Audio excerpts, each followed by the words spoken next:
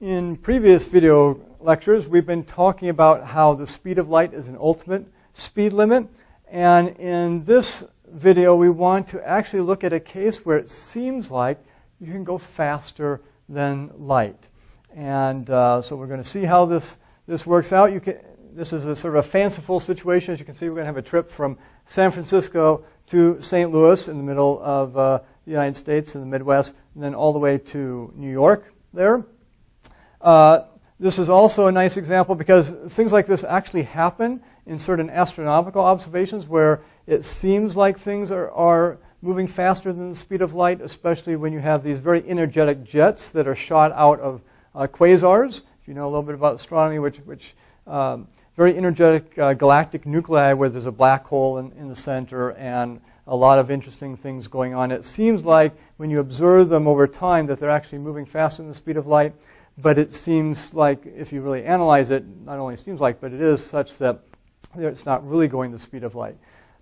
Situations like that aren't too difficult to analyze, but they require a little trigonometry, so we're not going to tackle that in here. Instead, we're going to use this example, again, San Francisco to St. Louis to New York, so we'll explain what's going on here.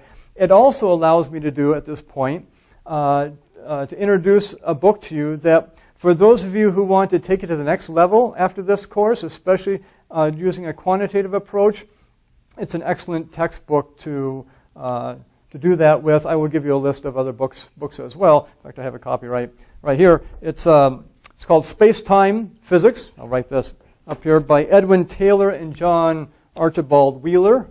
So Space-Time Physics.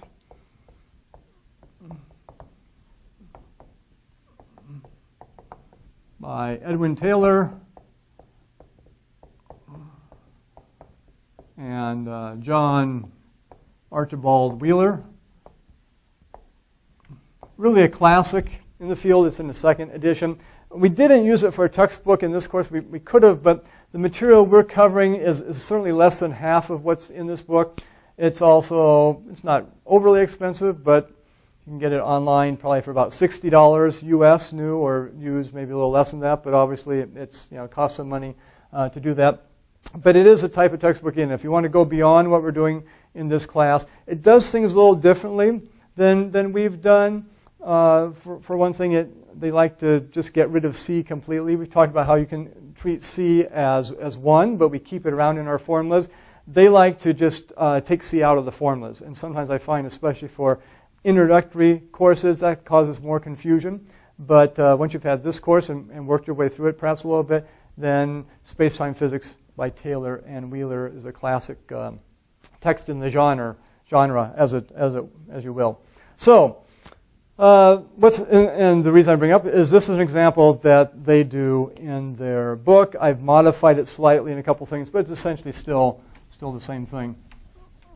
So, what's going on here? Well, imagine we're in our spaceship here, or somebody's in the spaceship, maybe Bob or Alice, and they fly by the Golden Gate Bridge in San Francisco here. And when they do that, in a certain velocity v, they have a flash of light at that point, and we take a snapshot, as it were, if we wanted to.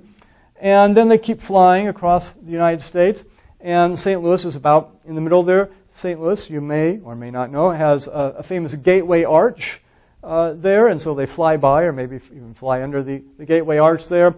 And when they do that, they have another flash of light, so that's flash number 2 at time t2, whenever they reach there. And then they're flying on to New York City at that point.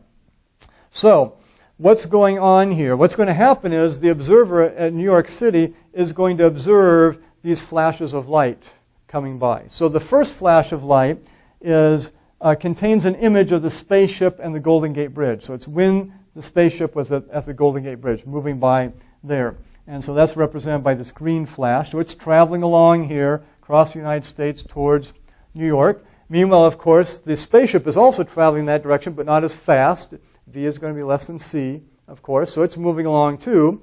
So then when it gets to St. Louis and the gateway arch because it was like the gateway, St. Louis in many respects was the gateway to the western United States as Europeans moved across and others as well. So the gateway arch there. And in flash number 2 here, they take a picture of the spaceship and the gateway arch. And that also then goes in this red flash of light, just color-coded here.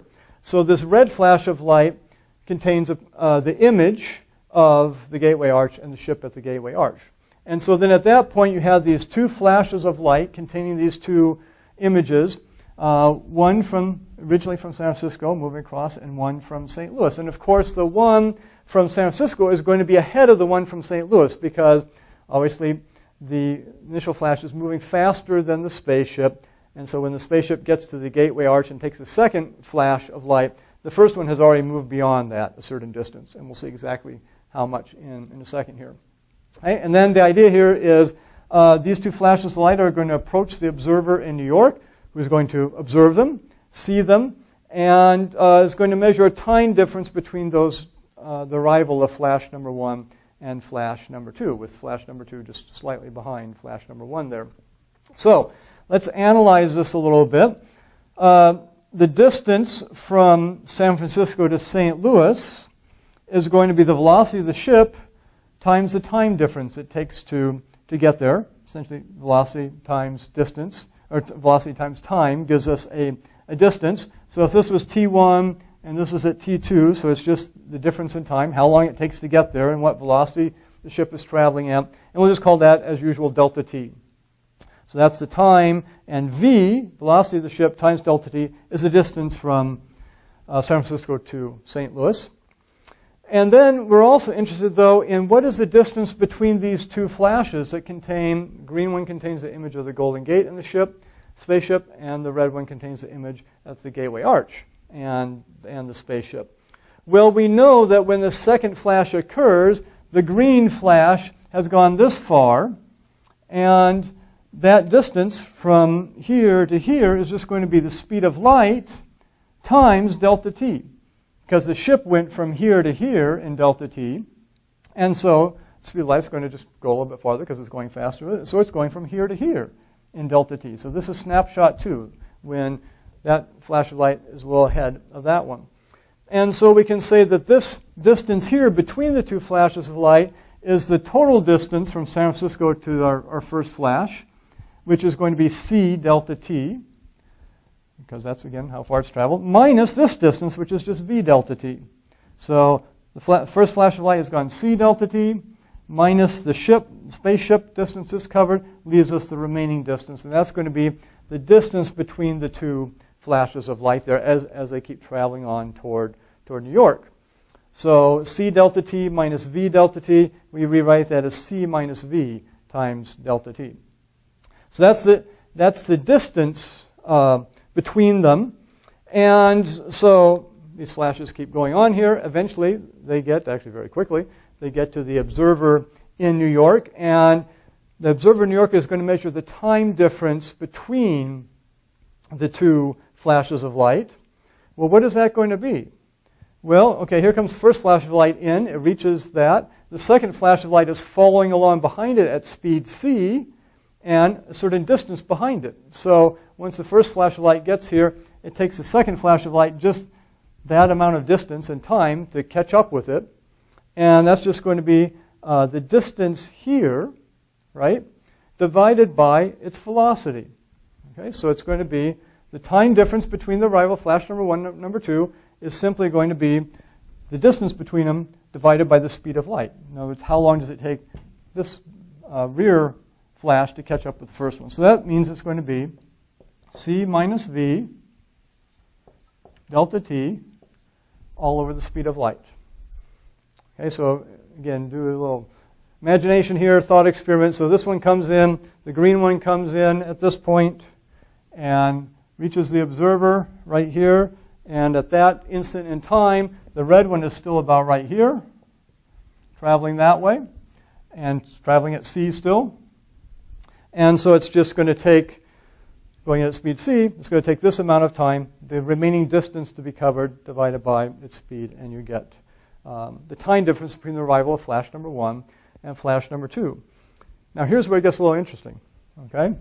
Because you're the observer, say, in New York, and you see the 2 flashes arrive. The first flash arrives and you see the image of the spaceship at the Golden Gate Bridge. And then the second flash arrives, and you see the image of the spaceship at the Gateway Arch in St. Louis. And you say, wow, okay? It went from San Francisco to St. Louis pretty quickly there. In fact, it only took this amount of time to go from San Francisco to St. Louis, because that's the difference in arrival time of those two flashes. And they're just like images coming this way, say. They're images coming to your eye here in New York. And so you see, first one comes in, you say, hey, I see the spaceship at the Golden Gate Bridge. And the next one comes in a little bit later, and I say, oh, I see that same spaceship now at the Gateway Arch. And so, gee, I wonder how fast that spaceship was traveling to get from San Francisco to St. Louis. Well, it's simply the amount of time that I perceived between those two images coming in. I say, hey, here it is in San Francisco. Oh, now here it is in St. Louis, divided by the distance it had to cover between San Francisco and St. Louis. Well, what is that distance? That distance is simply v delta t. So let's put this together now. Again, the observer in New York is going to see a time difference between the two flashes arriving. And those images are just going to contain first the San Francisco image and then the St. Louis image. I say, okay, it went from San Francisco to St. Louis. My perception says that's how fast it occurred. And therefore, its velocity, you have a little room here. So let's see. Let's make a little room in here. Maybe we can squeeze it in the middle. So the velocity here, I don't want to erase this because we're going to use it here. So let's call this the apparent velocity. Okay, this is the velocity of the spaceship according to the observer based on these two images coming in. The first image when it was at Golden Gate Bridge, San Francisco, followed by the second image when it was at the Gateway Arch in St. Louis. And the apparent velocity is going to be simply the distance between here, because you can say, hey, that's how far it seemed to travel. That's v delta t divided by the time difference. Distance divided by time is velocity. And so now we're going to have to erase this a little bit, make a little room. And here's the time difference. C minus v delta t divided by c. Okay? We can cancel the delta t's here. We can bring the c actually up to the top of the algebra, and this becomes c times v over c minus v for our answer. That is, and let's check the units, right? We've got velocities on the bottom. We've got actually a sort of a velocity squared, not sort of, but a velocity squared on the top. Therefore, the units will be a velocity in terms of the cancellation. So it checks out. This is a velocity. So this is the apparent velocity of our spaceship to an observer in New York City there. Well, what is that? Okay. If we use units of c, in terms of, as we've been doing, 1 light second per second or 1 light year per year, c just becomes 1. So this then becomes v over 1 minus v. Okay? Well, let's put in one of our typical speeds here. What if the velocity is, say, 0.8 c? Not a typical speed in real life, of course, but for our thought experiments with the special theory of relativity. Let's put 0.8 c in there. Okay? So that means I'm going to get 0.8 c divided by 1 minus 0.8 c. But remember, c is just 1 here in our units. So it just becomes 0.8 divided by 1 minus 0.8. So this equals 0.8 over 1 minus 0.8, again assuming c is 1 light year per year, 1 light second per second. Those are the assumed units. Well, 1 minus 0.8 is 0.2. And what I get here is 4. And remember what the units are. This is the velocity. So if c is in units of 1, it means the units here are light years per year or light seconds per second. So let's just say light years per year. We'll choose those. Think about that a minute. That's 4 times the speed of light. That's 4c. 1 light year per year is c. The apparent velocity, according to the observer in New York, is 4 times the speed of light.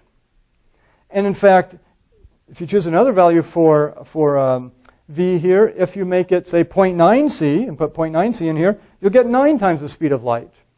Okay? And essentially, depending on how high you make c, you can get very high values that are much greater than the speed of light for the apparent velocity that's going on here. It is really sort of an optical illusion is what's going on. It's because the spaceship, while the flashes of light move that way, the spaceship also is moving at a fairly high velocity in that direction. And at normal, quote-unquote, normal velocities, if it's much, normal everyday velocities, this would be far smaller than the speed of light. But it does show you can get situations where it seems like you can have things that are traveling faster than the speed of light. And what we're going to do in our next video clip, actually, is look at a situation that shows you definitely can't have things traveling faster than the speed of light, or sort of all of causality breaks down. So that's what we're doing next in terms of things that are faster than light, to see that, yes, you really can't have situations like this. You can have seeming situations, perhaps, but in actuality, you can't have things going faster than the speed of light.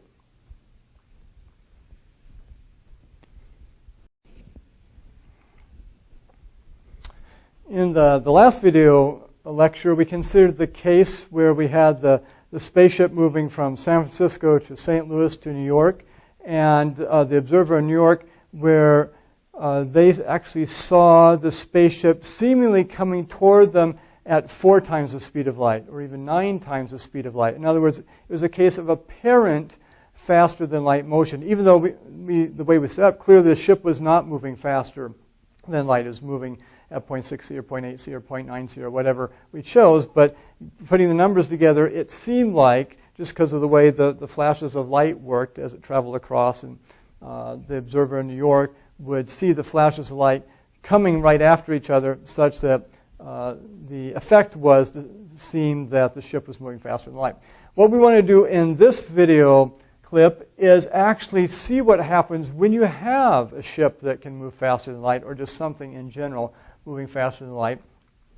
Just like the last example, actually this is from Taylor and Wheeler's book on space-time physics, although it's a classic example. You can find it in many other places. I've modified it just a little bit as well to get at the salient points that we want to make here. And so the theme is cause and effect or vice versa. And so it gives the ending away just slightly, but let's set up the situation here. We've got a diagram, but here are the events that we're going to imagine occurring.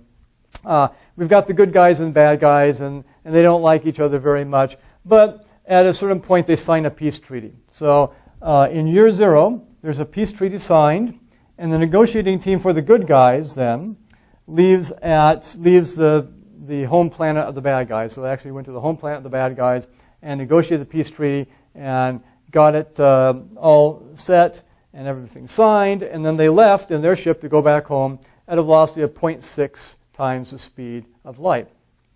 And turns out that in the meantime, after they have left, over the next 4 years, okay, so we're calling that year 0. Over the next 4 years, the bad guys are able to invent a faster-than-light spaceship. And being bad guys, they say, we're going to take off in pursuit of the good guys, our enemies, because now we have a chance to really put it to them. And so they use their faster-than-light ship and take off at a velocity of 3 times the speed of light. And that happens in year 4. And then in year 5, they're able to catch up to the good guys, and they launch a sneak attack against them. So diagrammatically, on a space-time diagram, this is what it looks like. Okay, so this is the frame of reference of the bad guys for B here, for bad guys. It's in light years and years, so the velocity of light is 1 light year per year here. And the green line represents the negotiating team of the good guys taking off from the home planet of the bad guys, which is right here, and traveling back towards their home, wherever it might be. Now again, remember, they're actually not traveling at an angle. They're traveling along the x-axis here, going in this direction. But the space-time diagram shows their world line progress through time as well. So they'll space that way and then moving through time this way.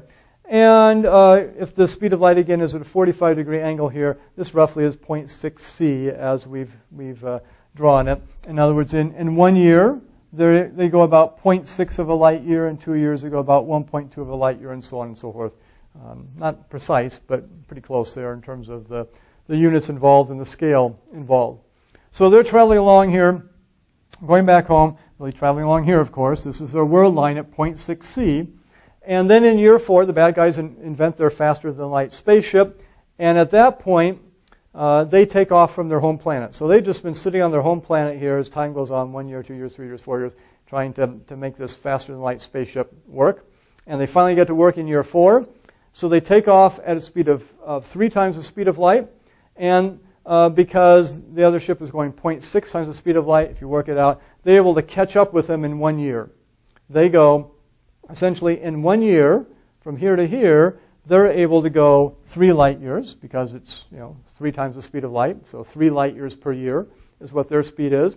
And over 5 years, then, the other ship goes 5 times 0.6 C, which again is 3 light years. Okay, so they both end up 3 light years away from the bad guy's planet there, and that's where the sneak attack occurs. And from the bad guy's perspective, that sneak attack occurs at x sub b equals 3, okay, 3 light years away, and a time of 5 years, okay, ticking off from 0 here. And what we'd like to figure out is, what is the time and location of this attack in the good guy's frame of reference? Okay, where they assume they're on their ship, they actually see the home planet receding away from them, they consider themselves at rest, or can consider that. And let's just do the Lorentz transformation and see what we get here. So that's what we're doing here, where the difference in the 2 frames of reference is 0.6 C. And also note that from the good guy's perspective, the bad guy's planet is moving to the left in the negative x direction, so we use the minus sign version of the Lorentz transformation. So the x location of the sneak attack here is going to be gamma x sub b minus vtb, where we've got x sub b and t sub b here, 3 and 5. Gamma for 0.6 C turns out to be 1.25. So we just plug in the numbers. 1.25 for gamma, 3 for x sub b, the location in the bad guy frame where the sneak attack occurred, and the time where the sneak attack occurred in the bad guy frame. And we're transforming it now into the good guy's coordinates. And note what happens here. X sub b is 3, v is 0.6 C, really, but we're using unit C as 1, so we can just put 0.6 there. T sub b is 5, and therefore 5 times 0.6 is 3. We get 3 minus 3, we get 0 there. You say, well, does that make sense? Well, think about it a minute. From the perspective of the good guy's ship, the sneak attack occurs right at their ship.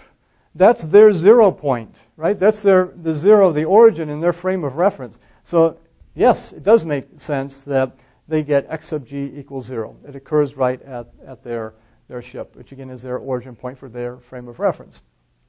Now, what about the time, though, where they see that occur? So again, we plug in the numbers. Equation gamma t sub b minus v over c squared x sub b, of course, again with the minus sign, because from the good guys, the planet, the bad guy frame of reference is moving to the left, negative x direction. And plug in the numbers, you get a 5 minus 0.6 over c squared. Again, c is 1, so that just becomes 1 times 3. So if this is 3 times 0.6 is 1.8. 5 minus 1.8 is, 3.2. Multiply that by 1.25, and you get 4 years. Okay? So that in the good guy's frame of reference, which we're not showing on this plot, we could put it on here, but we're not going to get it too complicated in terms of the plot that's going on. But we see their clocks read 4 years at that point. And really that makes sense because you just have a time dilation effect going on here between the bad guy's clocks, which tick off 5 years, but from the bad guy's perspective, the good guy's clocks are running slow, and so they'll tick off 4 years, assuming they both had their 0 point for their clocks when the good guys left the planet there. Okay, so nothing too amazing there or confusing, just in case of however confusing it might be in terms of time dilation and things like that. But nothing that is overly surprising there. Now, however, let's ask the question, what is the time of the invention of the faster-than-light ship and the launch of that ship in the good guy frame. Okay, so that's this point right here. In the bad guy frame, they launch their ship. Put a black mark there to indicate that's the launch of the ship, the bad guy's launch of invention of the ship and the launch of the faster-than-light ship. What time does that occur in the good guy's frame? We know the sneak attack occurred 4 years in their frame. Let's see what this does. Same equation again. We'll actually just do it over here. So we have, in this case, T sub G equals gamma times T sub B minus V over C squared, X sub B. And for the invention and launch right here, notice that, well, we can put gamma in first. We'll do that. So it's 1.25. What time does that occur in the bad guy's frame? Well, it occurs at T equals 4, right? That's the time that occurs, so it's 4. And then minus 0.6 over C squared. And where does that launch occur in the bad guy's frame? The X sub B coordinate? It's just at 0. It's on their home planet, right? So that's the 0 point in their coordinate system. So actually, this whole thing, the second thing here, is just times 0. Okay, so that whole second term disappears. And I'm just left with 4 in the middle here. It's 4 minus 0. And 4 times 1.25 is 5. And our units are years. So, look what we've got here. In the good guy frame, the launch, the invention and launch of the spaceship occurs at 5 years according to their clocks, and the sneak attack occurs at 4 years. In other words, the sneak attack occurred in their frame before the ship was even invented. So how can you have that? I mean, in other words, it reverses cause and effect. Okay, normally cause happens, and then you get the effect. Here you have the effect happening before the cause. And since, as far as we know, that never happens, if things like that did happen, science would almost be impossible because you never know whether you're talking about cause and effect and what the order of events was and so on and so forth. So this is another indication that things cannot move faster than light. Because if something, either a material object or also even a signal bearing information, if it could move faster than light, then you can have situations like this where the effect happens before the cause. And again, what we see here is a sneak attack by our Lorentz transformation calculation occurred at 4 years, according to the good guy's clocks. And at that point, according to their clocks, the ship that just attacked them hadn't even been invented yet and hadn't been launched yet, because that's only going to occur in year 5 in their system of clocks. And so you get a very deep contradiction here. And so given this, we'd say, nuh-uh, you can't have anything moving faster than the speed of light, at least when you talk about material objects. As we mentioned before, there are somewhat esoteric theories where people have tried to imagine, what if you could have these things called tachyons, which would be particles that could move faster than the speed of light. People worked with those for a while. It didn't seem to really get anywhere. They weren't able to do anything with it that was consistent, and so had pretty much given up on that. Doesn't mean it's not impossible necessarily. Might come up with a new theory or just new experimental evidence, but certainly in terms of cause and effect, we've never seen that sort of thing violated. Somebody may be thinking, well, what about quantum mechanics, quantum physics, all the weird stuff going on there? If you analyze it carefully, you don't get violations of the special theory of relativity. There are other weird things going on there, but special theory of relativity seems to hold up. Again, doesn't mean that people aren't thinking about it in ways that might not be satisfied, or we could go beyond it. And occasionally, every once in a while, experimental evidence comes up that seems to suggest maybe something is going faster than the speed of light, although so far, in every case, further analysis has shown, no, the analysis just wasn't quite correct, or there are some mitigating factors, confounding factors that made the special theory of relativity still hold true.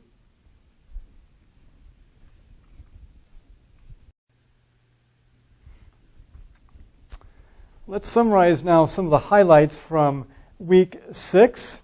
we started off doing a number of videos on space-time diagrams revisited, and this is sort of where we ended up, one of our final diagrams. In other words, the idea was we wanted to combine both frames of reference into one diagram, so both Bob and Alice, where, as usual, we had Bob traveling at velocity v, although I guess sometimes we've had Alice doing that as well, but Bob traveling at velocity v to the right, Alice observing. Here was the Lorentz transformation. If we were given coordinates in Bob's frame of reference, we can transform them, of course, into Alice's frame of reference, into her coordinate system. And we want to figure out how to plot that and see them on the same plot, or really two plots in one. And by using the Lorentz transformation and starting with Alice's normal plot, right angle plot, we're able to get Bob's axes on there as well. So, of course, we have Alice's x-axis and t-axis. And with respect to that, then, Bob's x-axis is at an angle, and his t-axis is also at an angle there. And the angle depends actually on the relative velocity between the frames, because that gives us the slope of those lines.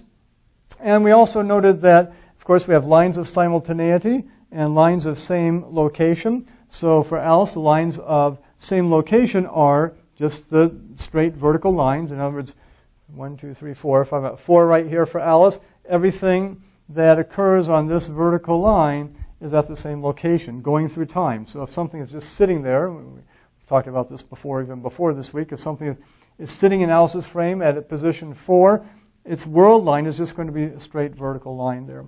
And for a horizontal line for Alice, the world line there just indicates something or a series of things that are all simultaneous in line with each other there. And of course, you can just step through time that way. For Bob on this plot, however, because the axes are skewed, remember we have to draw the lines of simultaneity parallel to the time axis, and the lines of, actually I said that backwards here, lines of same location parallel, now which way I said it now, so I'll say it correctly this time, lines of same location parallel to the time axis, lines of simultaneity parallel to the x-axis there. So you get this skewing effect. But for a given space-time event, represented by this, say, a flash of light or whatever, this red dot here, we can, it's the same event, but Bob and Alice will just have different coordinates for that. And so in this example here, we can see that flash of light for Bob occurs, say, at x sub b equals 1, and t sub b equals 1, 2, 3. Those are the coordinates for Bob. X equals 1, t equals 3. For Alice, those coordinates, though, same space-time event, roughly speaking, it's not an exact diagram here, but I've got it about 2.5 for x there, and 1, 2, 3, maybe 3.5, maybe a little bit more for the t coordinate there. So Alice and Bob, same space-time event, but they read it in different coordinates, or observe it with different coordinates.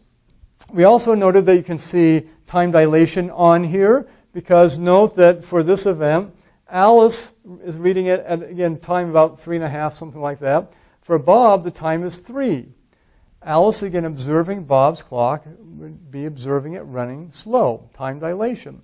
And same thing for length contraction here, that if you look at the distance for Bob here, it's at x sub b equals 1. Alice is reading it at x sub a equals 2.5 or something like that.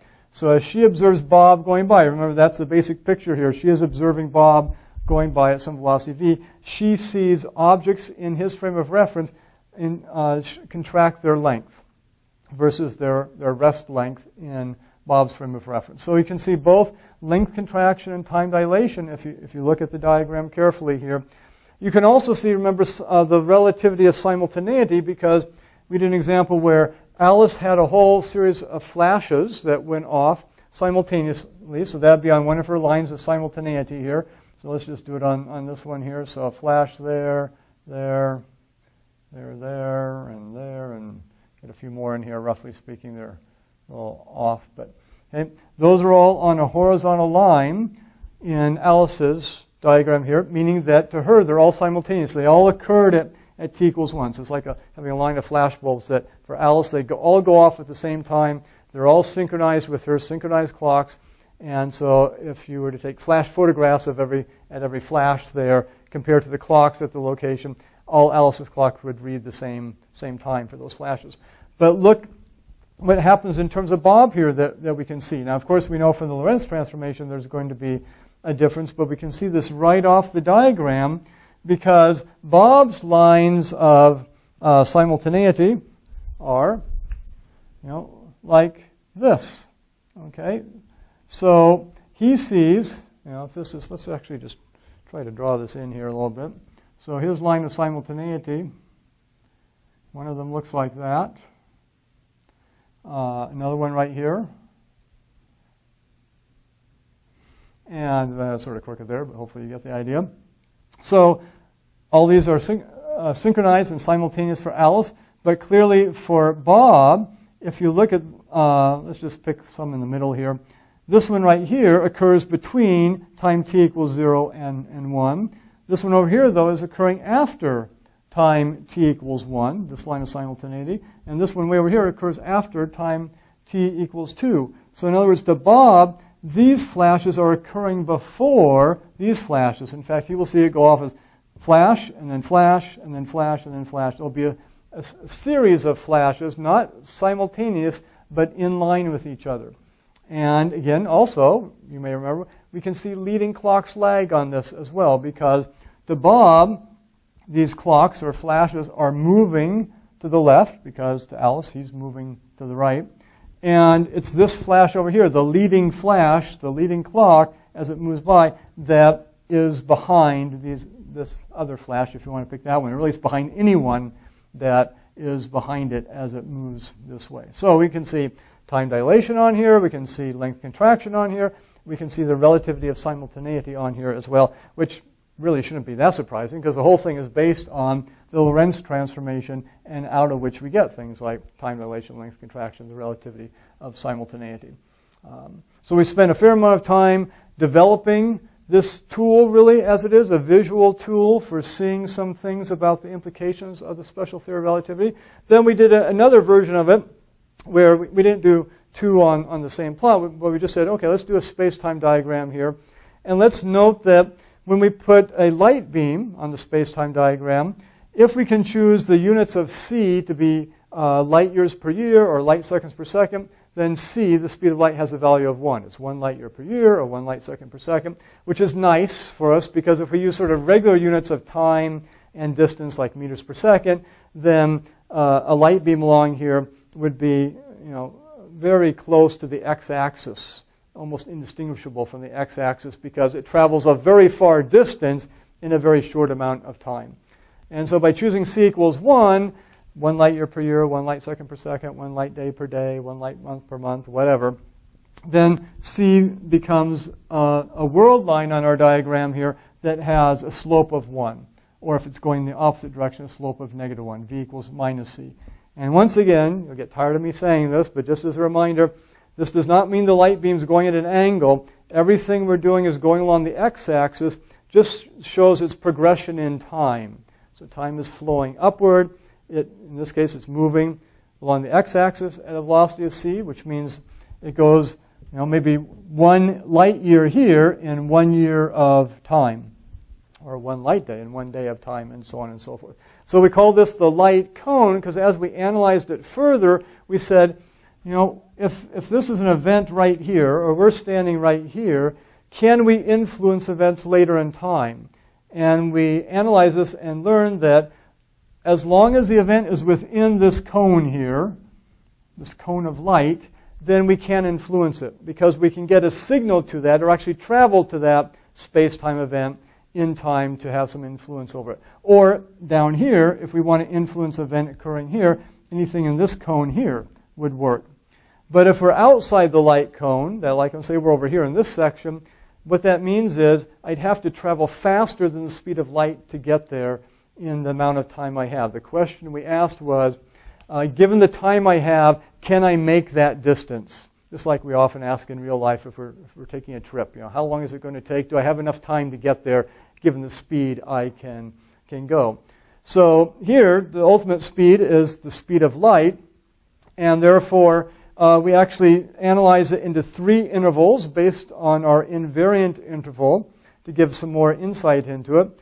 And we have the name time-like interval for really those things that occur in the cone here or the cone here. And what that meant, we didn't try to prove this, but we just stated it. It means that c squared t squared minus x squared, the value of the invariant interval between 2 points here, say the point here and then a point up here, if that's greater than 0, then it's possible to get there and have an influence on it. And what that means is ct is greater than x. If you think about it, c times t is the distance light can travel. If that's the ultimate speed limit, we can't go faster than that, then if the distance light can travel is greater than the distance we actually want to go, then yes, we can get there, in principle at least, assuming we can travel up to some speed less than the speed of light. So those would be locations in space and time that would be within the light cone here or here. A light-like interval then is when this equals 0 or ct equals x. In other words, the distance light can travel exactly equals the distance we need to go.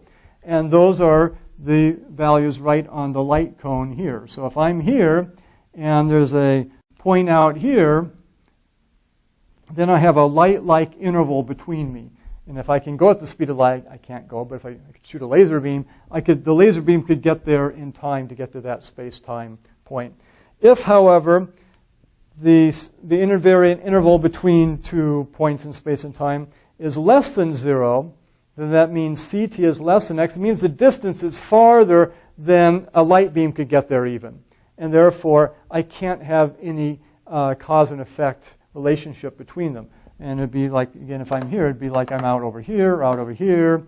Or if I'm over here and I want to influence this point, I'd have to travel faster than the speed of light.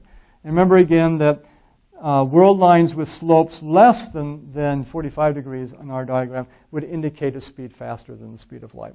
So we analyzed that a little bit. That was an interesting way to think about cause and effect relationships with this light cone diagram. And then we considered a couple examples at the end where we had a question of, is faster than light travel possible? And we did it in a thought experiment, as it were, of a spaceship traveling from San Francisco to St. Louis to New York City and shooting off some flashes along the way. So the flashes, the images would continue on in front of them, go in front of them to an observer in New York City. And to the observer in New York City, it seemed like that they saw the image of the San Francisco photograph appear, and then the image of the St. Louis photograph appear pretty quickly after that, such that it seemed like the spaceship, went from San Francisco to St. Louis at maybe 4 times the speed of light, or even faster. And but clearly the ship was not going fast than the speed of light. It was just traveling. It was going very fast in our example, but clearly less than the speed of light. So it shows there can be situations where you can get observations that seem to show a violation of the fact that the speed of light is an ultimate speed limit, but when you analyze it further, it actually is not true. And then finally, we did an example with quote-unquote true faster than light travel. So we said, okay, what if we actually had a spaceship, where we could travel faster than the speed of light? What would be the implications of that? And we did a simple example with that, and the result was we saw a violation of cause and effect, that the effect of something actually did not happen after the cause, but happened before the cause. And the example we gave was an invention of a spaceship that could travel faster than light, and then catch up with another one and do a sneak attack on it. And what we showed in the frame of reference of the good guys who were being attacked, that the invention of the spaceship and their frame of reference actually happened after the sneak attack, which is clearly a violation of cause and effect. You can't have the sneak attack if the spaceship doesn't even exist yet. So it works backwards. Another way you could say it is that the spaceship actually attacked them first and then moved in their frame of reference back to its invention state. So it'd be like a little bit like time running backwards is one way to look at that. So anyway, true faster than light travel leads to true being it's not possible, but we do an example where we say, what if we could do it? Leads to violation of cause and effect. So next week, some of the things we've developed here will be useful in thinking about things like the twin paradox, which we'll get to, and also things like the so-called pole in the barn paradox. And unlike this example of faster than light travel, which it's almost an optical illusion that you get that, these sort of strange paradoxes are actually true, and they come out of the special theory of relativity. So that's one of the things that we've been working toward, and we'll be getting to those next week.